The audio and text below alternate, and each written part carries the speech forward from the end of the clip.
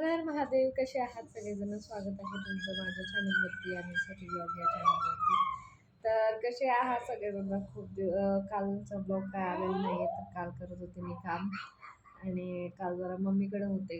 जरा आरामशीर एकदम एक दिवस जरा वेळ भेटला.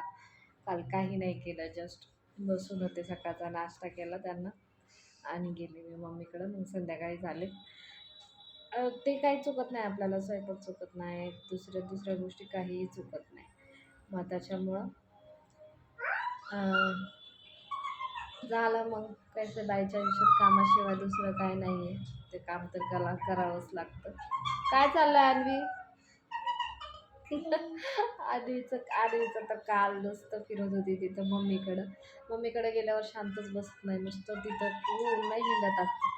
दिवसभर दार लावून बसले होते मी हिला, कारण ही बाहेर जाते म्हणून, आणि दुपारी झोपली पण नाही ती. तर गप्पे इडी. तर असं काहीतरी आहे.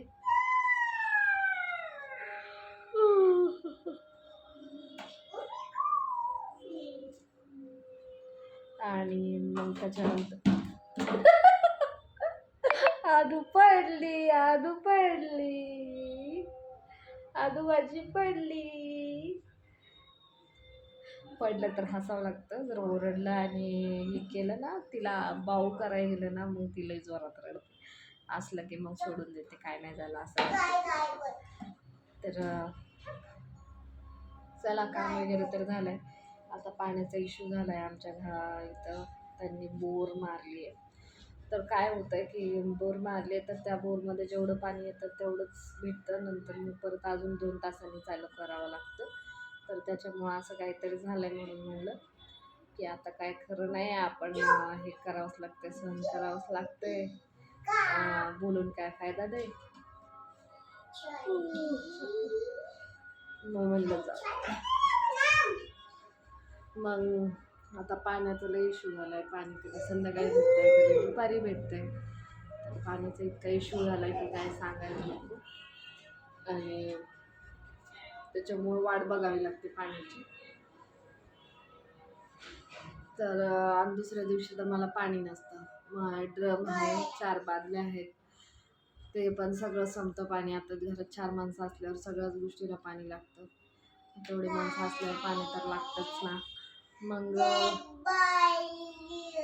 तिचं काय चाललंय काय माहिती.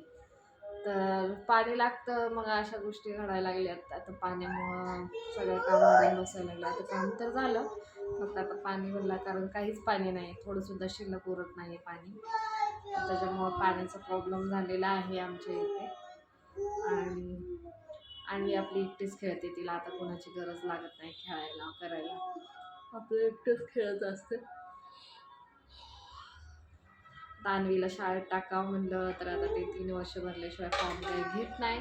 त्याच्यामुळं आता मी नाही शाळेत टाकणार. जरा मला पण 1 वर्ष जरा आराम, म्हणून मी आताच नाही टाकणार. ऑलरेडी जे शिकवतात ना 1 2 ते सगळं अन्वीला काही येतं, त्याच्यामुळं काही प्रॉब्लेम नाही आहे. मग आता तर नाही टाकणार मी तिला शाळेत. अनु कुठं चालली, इकडे ये. बघू नंतर आता कधी टाकता आलं तर. आता तर नाही टाकत मी तिला. सो आजचा काहीतरी असा आहे. आणि आजचा ब्लॉग कसा वाटला? ब्लॉग काही एवढा स्पेशल नव्हता, पण आजचा ब्लॉग तुम्हाला कसा वाटला मला नक्की कमेंट करून सांगा. भेटूया पुढच्या ब्लॉगमध्ये. तोपर्यंत बाय.